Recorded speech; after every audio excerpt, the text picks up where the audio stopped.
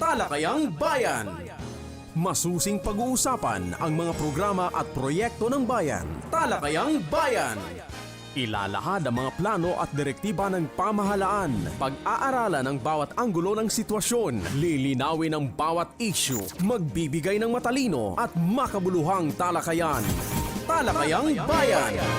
Muli tayo po ay nagbabalik sa ating programang Impormasyon ng Bayan para sa lahat at ngayon po ay nasa ikalawang segment na naman tayo ng ating programa, ang Talakayang Bayan.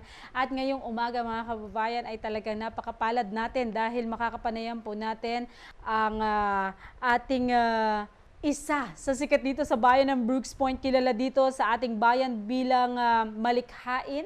Of course, siya po ay musikero. Nako, siya po ay napakagaling din po na visual artist, of course. At syempre, alagad ng sining at makabayang Pilipino na pinapahalagan ang wikang pambansa. Walang iba, PSDS Dr. Paterno S. Marquez Jr. Sir, magandang umaga po sa inyo. Magandang umaga sa iyo, Ma'am Alin. Salamat po for the second time ay ako yung inyong naging guest sa inyong programa. I hope this talakayan ay magkaroon ng inspirasyon sa ating mga kabayan taga Brooks Point. Even those wala rito, hindi na natumira dito sa Brooks Point. At mapakinggan uli ang mga mensahe natin na dapat na nilang marinig about wika. Yes po. Dahil tayo may sariling wika dito sa Brooks Point na parang minsan hindi na natin naisa sa buhay. Totoo po yan. At hindi na nagagamit. Kaya very beneficial po ang programang ito to deliver those messages. Siguro, maski mga tula o kanta, pwede nating ma-share sa ating mga kababayan. Hindi lamang sa ating mga kababayan, kundi sa buong manunood dito sa ating programa. Yes, of course. Ito po ay napapanood around the world. Ayun, around the world na pa tayo. Yes, opo.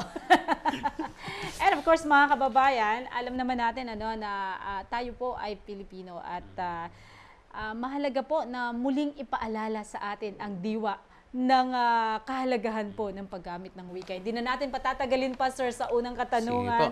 Timing po tayo. Siyempre, ngayon po ay buwan ng Agosto. At pasukan na naman at nakuhan muna natin itong pasukan. Maari po ba ninyong ibahagi ang mga maaaring antabayanan po sa school year 2024 to 2025, bago tayo dumako doon sa ating topic na Linggo ng Wika o Buwan ng Wika? Itong nakalipas na July 9 to 13 ay meron kaming seminar. Ito yung mga revised version ng ating K-12. So nagiging ito, K-10. So may training doon sa tinatawag na curriculum matatag. So meron tayong division at meron ding school-based training for trainers. Ito ay ini-equip yung ating mga teachers para matutunan muli na i-unpack.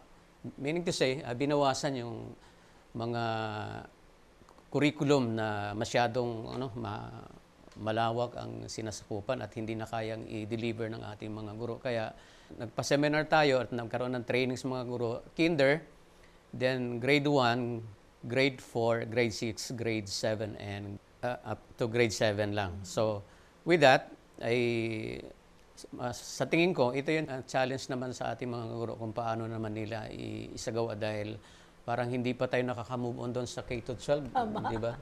So, based on my observation, ay mukhang hindi pa na-adapt ng bawat guro. Minsan, pag nag-monitor ako, parang bumabalik pa rin sila sa dating gawi. So, ito na naman, parang kanta, ito na naman. Opo. Ay may pagbabago. Sabi nga, sa bagay, constant yung change, di ba? Ito yung dapat nating siguro suportahan uli, lalong-lalo na sa mga magulang na kasi ang problema natin sa ngayon ay marami tayong mga non-reader.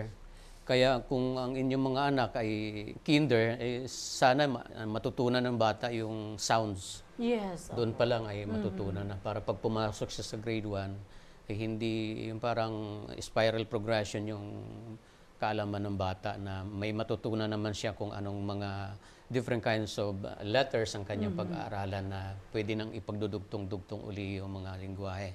Yun hanggang sa makarating ng grade 3. Kaya bago ilipat sa grade 4, supposed to be dapat yung reading skills ng bata ay equip na siya.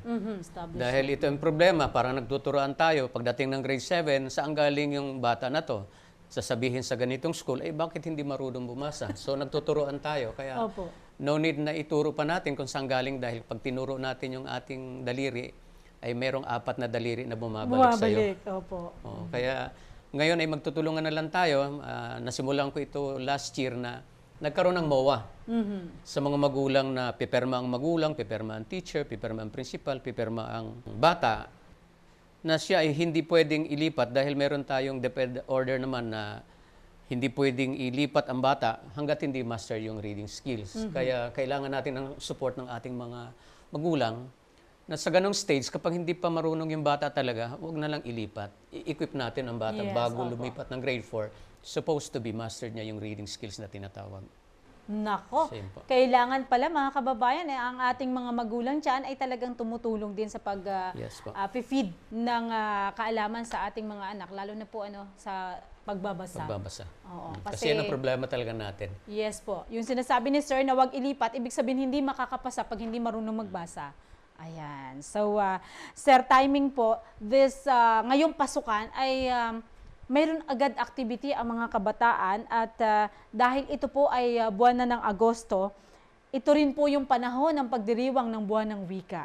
Ano po? Bakit mahalaga po ang pagdiriwang ng buwan ng wika para po sa kaalaman ng ating mga tagapakinig at para sa mga mag-aaral natin, bakit napakahalaga ng buwan ng wika or bakit ito pinagdiriwang? Ang pagdiriwang naman ng buwan ng wika ay para i-strengthen lang naman ang ating kaalaman.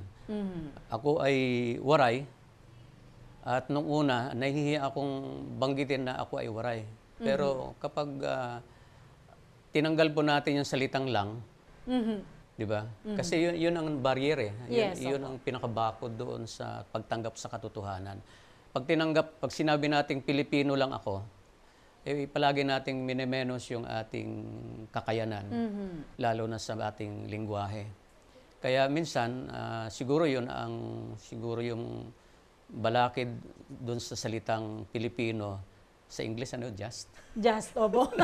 I just called. Lang, yung salitang lang, yun ay malaking point of realization na wag nating sabihin na Pilipino lang ako. Opo. Kasi tayo mismo ang nagmemenos sa sarili Binababa natin. natin ang ating sarili. Siguro yun ang kahalagahan nun na huwag natin i-menos kung anong lahi ka, katutubong Palawan ka, ay sasabihin mong Palawan ako. Yes, be proud. May tigas, Yes, may dignidad. May dignidad ang pagsasalita na Palawan ako. Yes, Na may opo. alam, may talino.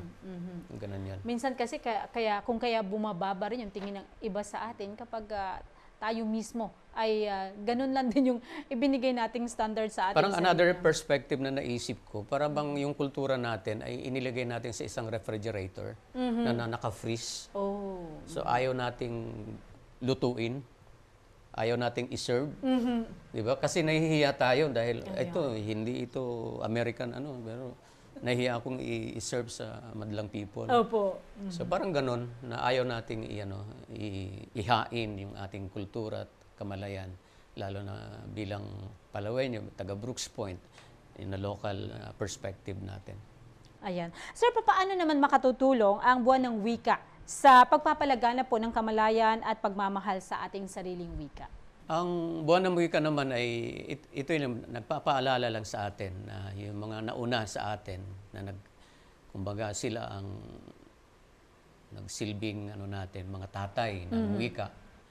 Ay siguro masasabi na natin na dapat pahalagahan talaga na ang salitang Pilipino, ang salitang Waray, ang salitang Palawan, ang salitang Bicolano, Ilonggo, ayun ay tinatawag nating Pakbet. Pakbet. Iba-iba. 'Di ba? Kapag sinahogan mo pa ng iba't ibang ay halimbawa, ikaw ay Bicolano, may flavor kang nilalagay doon. Walang pinag-iba yan pag gumawa ka ng tula. Tagalog, pero nilalagyan mo ng lingwaheng Bicolano. So, yun ang naisip ko na maganda siyang pakbet ang ating lingwahe. Opo. So, ibig sabihin, itong pagdiriwang natin ng Buwan ng Wika ay hindi lamang po nakafocus doon sa pagpapahalaga sa wikang Filipino, kundi doon mismo sa ating mga sariling wika. Halimbawa, katulad, Waray, o ikaw man ay, halimbawa ako ay Ilocano, Tutubo, halimbawa. Ilocano. Ako ang lahi ko, pinaghalong Espanyol, Ilocano, Chinese. Yun ay lingwaheng, nung nag-search ako, ano bang pinanggalingan ko? Ang galing. Ako pala ay, iba-ibang lahi ng pinagmulan. Ngayon po naman, sir, ano po ba yung mga makabuluhang aktibidad na maaaring gawin ng mga paaralan upang ipagdiwang po ang Buwan ng Wika? Sa bagay ito mandato ng National Commission for Culture and Arts at ipinasa ito sa Kagawaran ng Edukasyon. At may mga NGOs and other organization na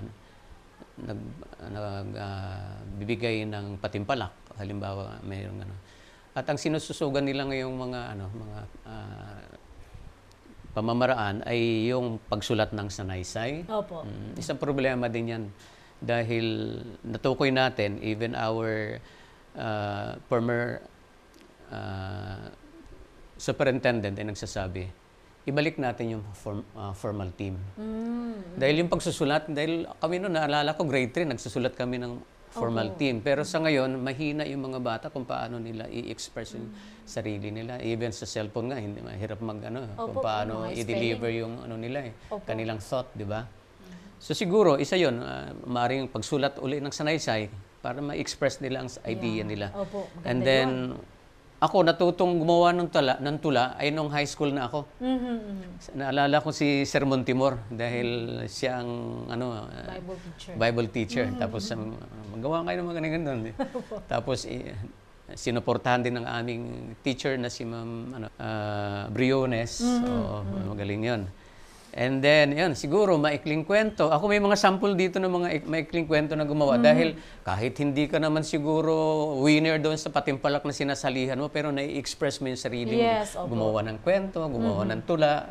Parang sarili mong consumption na lang yan. Pero at least, pag inilahad mo yan sa mga tao, nabasa ng iba, magkaroon din sila ng inspirasyon. Alam mo, we have to inspire our people sa mga ganitong mga selebrasyon. Dahil ang kaisipan na pumapasok at sinusulat ng bawat bata, malay mo, yun ang magpamulat uli. Opo. Sa magulang, sa mga leader natin, sa mga teacher, ganun. At ang mga kwentong bata na ating natutunghayan, katulad na meron akong painting na usapan ng mga bata. Yun ay binigay ko kay Ma'am Elsie Barrios. Yun ay nakita ko doon sa Calway na umakyat ako. May kwento behind that kung bakit nagkikwentuhan sila. Dahil nung unang umakyat, ang umakyat teacher.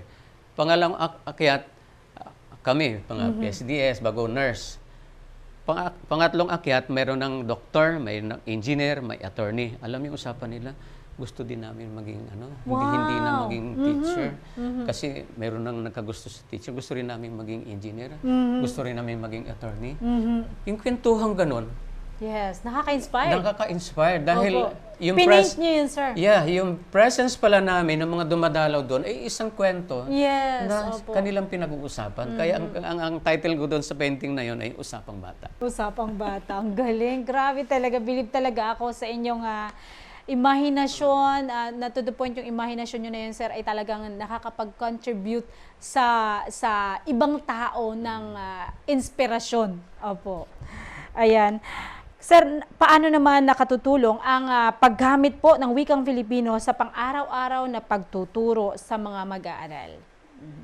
Regardless. Sabagay sa paaralan ay may mga asignatura na hindi ginagamit ang Filipino, like science, English, MAPE. Pero kung binabalikan natin yung tinatawag nating multilingual at saka itong paggamit ng ating Pilipinong salita o Tagalog na salita, ay doon lang kasi na-express mo yung sarili mo di ba?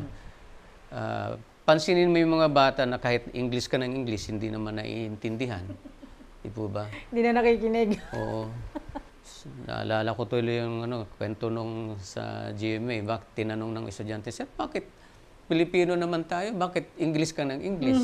Eh sabi ng teacher, eh hindi, para pumasak kita. Ipasa kita dahil pag hindi ka marunong magsalita ng English, ibabagsak kita. Kaya minsan, wag natin ibagsak ang mga batang dahil sa part ko po, siguro kung binagsak ako ng teacher ko, hindi ako makakarating sa ganitong estados ng buhay ko na dahil ako talagang saludo ako doon sa mga teacher na tinitingnan nila yung welfare ng mga batang mahihina. Kasi isa po ako doon sa mahihinang bata noon. Siguro nagkaroon lang ako ng isip nung ako'y nag-asawa na. Yun ang tunay na dahilan na kailangan mo mag-strive ng mas maigi pa. Kaya ang pagtuturo ng wikang Pilipino ay hindi lang po sa paaralan. Nagsisimula po yan sa bahay. Yes, sa tahanan mismo. Lalong-lalo na iturok agad natin ang salitang Pilipino sa values. Opo, tama. Doon po, sa salita ng Panginoon. Tama. Dahil pag hindi nila naintindihan yung salita ng Panginoon sa wikang Tagalog, dahil kung nababasa lang nila before ay English or nasa lingwaheng ibang banyagang lingwahe, pero sa sarili nating banyaga, sa salita, eh hindi natin na-express yung... Yes, hindi rin maipapamuhay. Kasi siguro, isa yun, ang gumamit tayo ng mga salita na gamit yung salita ng Panginoon sa salitang Tagalog. Napakaganda. Yes, opo. I like that. Alam mo yung pamilya na ibinibuild o yung pinapalaki yung mga bata sa pamamagitan ng salita ng Panginoon, at gamit ang ating wika. Nako, malaking impact po yan sa mga kabataan. Siyempre, paano may papamuhay kung halimbawa natutunan English sa pamamagitan ng mga cellphone. Sa panahon ngayon talagang napakahalaga po ng yung salita ng Panginoon na nauunawaan. Ayan. Ano naman, sir, ang papel ng wika sa pananatili ng kultura at tradisyon po ng ating bansa? Ang wika natin ay para itong para siyang simento na nilagyan mo ng ng bakal. Nilagyan mo ng boulders, nilagyan mo ng graba. Dahil pag hindi kumpleto yung pundasyon ng wika natin, ay hindi ito magiging matibay. Kaya nga kung magbi-build ka ng relasyon sa ibang bansa, ano ba ang gamit mo, 'di ba? Meron kang English. Dahil ang iniisip mo muna, ang kapakanan ng mga Pilipino. Pinipresent mo yung iyong ideolohiya bilang Pilipino, pero ang iyong salita ay English. Sa tingin ko, dapat ang pundasyon mo muna bilang Pilipino kapag ikaw ay nakikipag-usap, nakikipagbigay ng iyong opinion, ay Pilipino.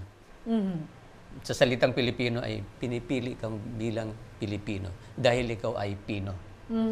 Di ba? Opo. Piling-pili ka bilang Pilipino dahil ikaw ay Pino.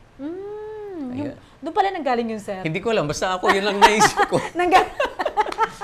Dahil, di ba, kapag Pilipino, dapat Pino daw ang iyong pananalita, Pino ang iyong kilos. So, mayroong right manners and right conduct yung inaano doon. Yun ang nag-iisip ko pag sinasabing Pilipino. Piling-pili ka para maging Pino. Yes, opo. Ay, napakaganda. Talagang napakamalikhain ng pag sinabing Sir Pat Marquez, talagang lahat ng mga bagay na hindi naiisip ng iba ay marami kang matututunan talaga.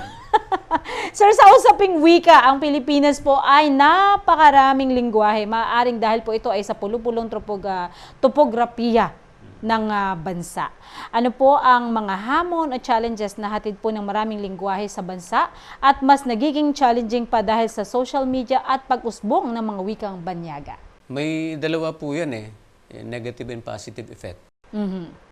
Katulad na lang po dito, ang lingwahe po ng mga katutubong Palawan ay sa pamamagitan ng pagtugtog ng babandil at agong. Kapag ang agong po ay binenta na, walang katulad sa atin na at pinagpalit natin ang ating lingwahe sa lingwahe ng iba at ayaw natin gamitin. Parang mangyayari na lang yung lingwahe natin ay nakasabit na lang sa wall. Ala-ala na lang. Ala-ala na lang. So, pangalawa, ang positive ay siguro gamitin natin yung social media. Siguro yung mga TikTok na yan o ano man, ay gamitin natin yung sarili nating lingwahe para parating yung mensahe. Siguro naman, pwede mo namang ipaliwanag yung iyong lingwahe doon kung nais mong iparating yung sariling wika at lagyan mo lang ng paliwanag doon kung ano yung meaning nun. Yun ang pagpaparating ng lingwahe. na pwede nating gamitin sa musika, Mhm. pwedeng sa sayaw, Mhm. pwedeng sa tula, Yes. pwedeng sa pelikula, Mhm. pwedeng sa short film. Ang dami nating Dami, opo. Oo. Yun ang very challenging to develop our language bilang Pilipino dahil sabihin na nating ang bahay namin ay kawayan, pero yan ay meron ng bakal sa loob. Tinatibay na namin. At ibinabad na namin sa borax para hindi agad aanayin. So yun yung mga elemento na magpapatibay sa atin. Yung borax ay siguro yun ang ating pang-araw-araw na buhay na dapat natin gamitin. Yung pagpapatibay, mayroon ng bakal, siguro yun ang mga magulang. Yun ang ating edukasyon, yun ang ating mga politiko na dapat i-support natin kung anong mayroong mga patimpalak, anumang mga gawain na magpapatibay sa ating pagka-Pilipino. Kasi sabi ko nga, sinasabi ko sa Director ng National Commission for Culture and Arts, kung ihalin tulad natin ang isang kultura katulad sa isang basketball court na pinapatayo, huwag sanang masaktan din ang ating mga politiko, umikot kayo sa buong Pilipinas, mostly na ipinapatayo ay basketball court. Pero walang ipinapatayong mga istruktura pagdating sa culture and arts. Katulad ng example na lang, nag-iisang sa CCP, yung structure doon para sa kultura yan. Pero sa bawat barangay, bawat bayan ay meron bang ganong klaseng mga infrastruktura pagdating sa kultura. Kasi ang wika ay isang kultura. At kapag ako ay nagpapahayag, pag nagustuhan ko, ilalahad ko ang aking opinion sa pamamagitan ng salita. Ang ganda ng kanyang kultura. Yes, opo. So, walang infrastruktura pagdating sa arte, pagdating sa mga visual artist, pagdating sa mga mananayaw, pagdating sa mga mahilig mag-arte, walang infrastruktura. Dapat i-support natin dahil doon nagsisimula ang lengguwahe at pagkagusto ng ating kultura sa pamamagitan ng paglahad ng ating mga wika. Tama. Paano naman po makatutulong, sir, sa inyo pong palagay, ang mga magulang at syempre po ang komunidad, maging po ang DepEd para po sa mapalakas pa ang pagdiriwang po ng buwan ng wika? Una yung magulang talaga sa bagay sabihin na natin hindi sila nakapag-aral. Pero yung sariling wika nila na kinagisnan ay dapat maituro sa bata. Saan man mapunta yan, marunong pa rin magsalita. Pagdating naman sa DepEd, siguro ay ako part ng DepEd, ito yung pagpapalaganap natin ng ating wika na hindi stagnant. Kumbaga, nade-develop. Meron nga akong salita na aligaga na isa sa painting ko na ano kayang meaning ng aligaga? Nung hinanap ko, yung pala ay worry. Opo. So, sabi ko, parang ang lalim ng salita. Pero yun ang mga salita na parang hindi na gaanong ginagamit. Dahil ang madalas na gamitin, ako'y nag-aalala. Opo. Diba? Pero yung salitang aligaga, sabi ko, okay yun Opo.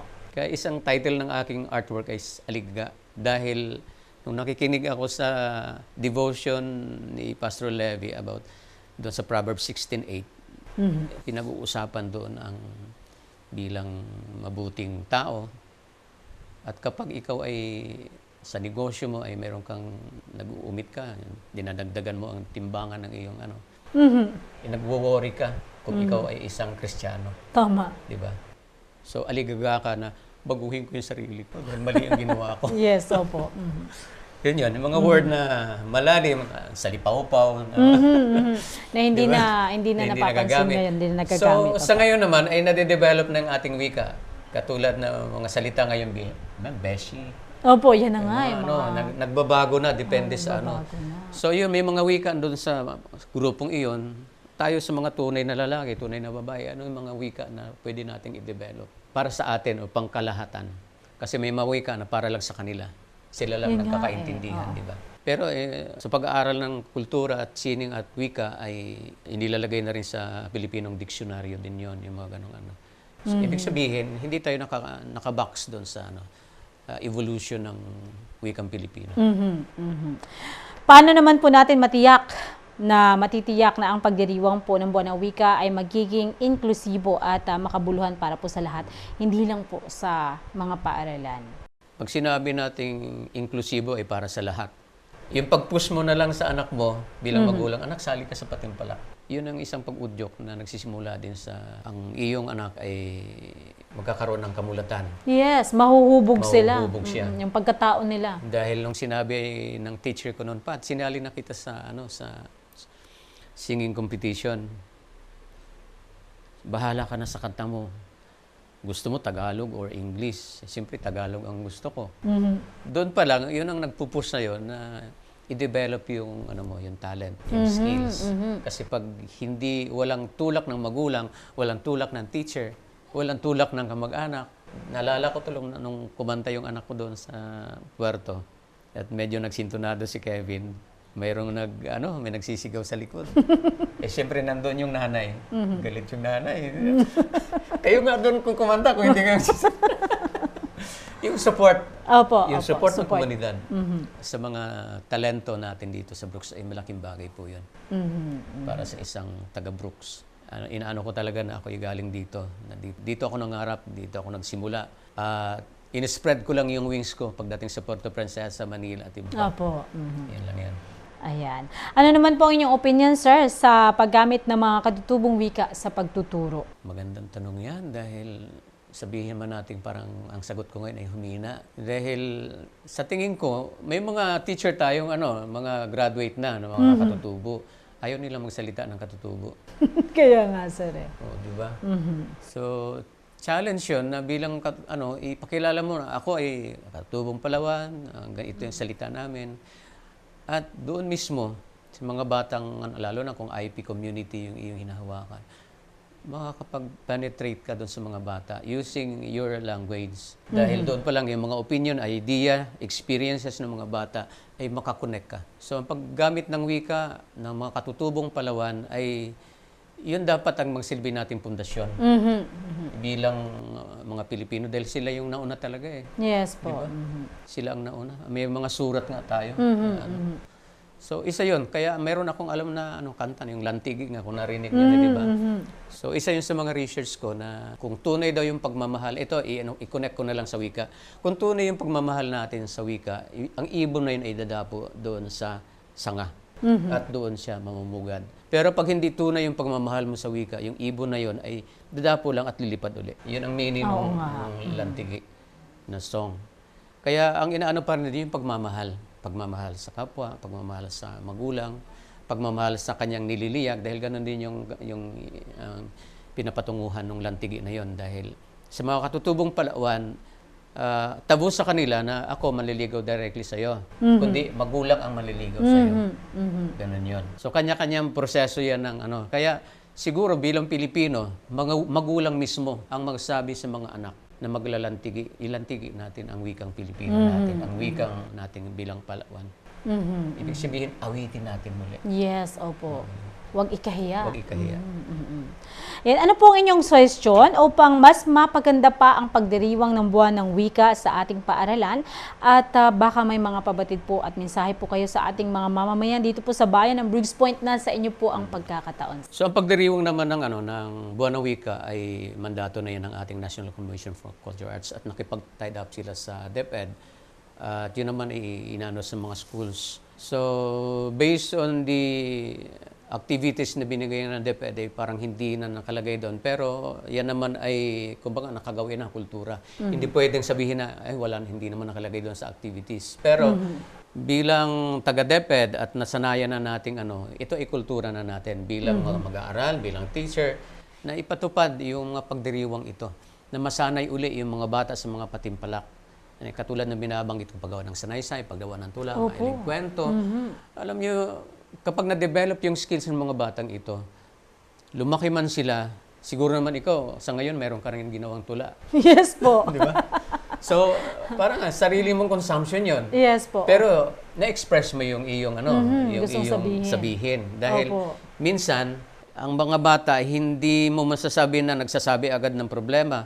Pero doon sa kanilang matula, pag nabasa mo yun, bakit siya nagsabi ng ganito? Ito pala yung laman ng kanyang puso. Ito pala yung niluloob. Dahil ayaw nilang directly sasabihin sa magaling sa magulang, sa teacher, sa kaklase, doon nila na-i-express ang sarili nila. Yes, and later on, malay mo, doon sila kumikita. Diba? Kapag Ako naman, yun din, ipa-drawing-drawing lang ako. Pero ngayon ay doon na rin ako kumikita sa aking kanta, sa aking pagpipaint. Galing. Oo. Napagkakakitaan din. Opo. Yung dating mga hilig.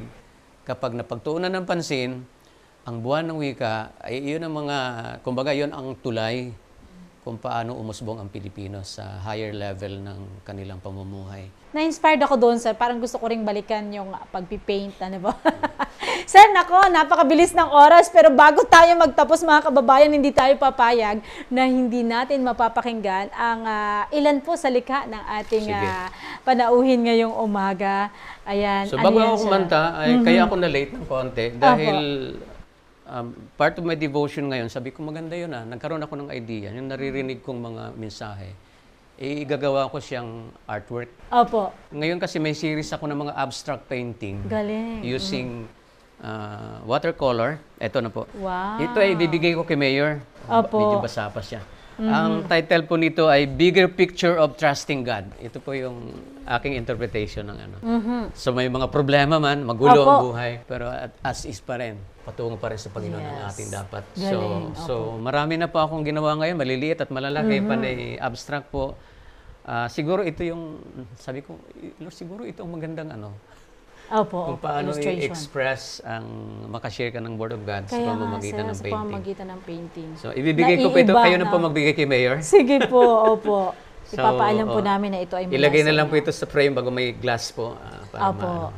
Kaya sabi ko, ito ang kailangan ni Mayor. Bigger picture of trusting God dahil Trusting oh, God. Bigger picture of be- trusting God. being a leader, maraming challenges po talaga. Opo, opo. Kaya pag nakita yung magulo ito Aha. yan nga mo Mayor, Abstract. magulo talaga ang buhay. Opo, kaya, magulo ang buhay. Pero iisa pa rin dapat ang pagtitiwala sa Panginoon ay so, natin. kailangan lumuhod. Lumuhod. Ito ay pagluhod. Oo. Galing. Di ba? Opo. Ayan. Wow, thank you, sir. So, Papaabot ko pakibigay na ito lang po kay Mayor. Sige po. Maraming salamat dito, sir. Nakaka-inspired naman ito. So, meron lang ako, isi-share ko lang yung song na nagsimula sa tula at naging kanta. Opo, opo. Ito ay Dakilang Bathala.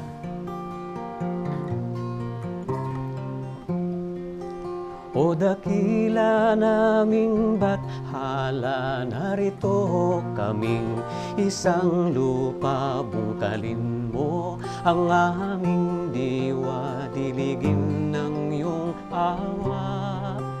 O dakila naming bathala, narito kaming isang lupa, bungkalin mo ang aming diwa, diligin ng iyong awa.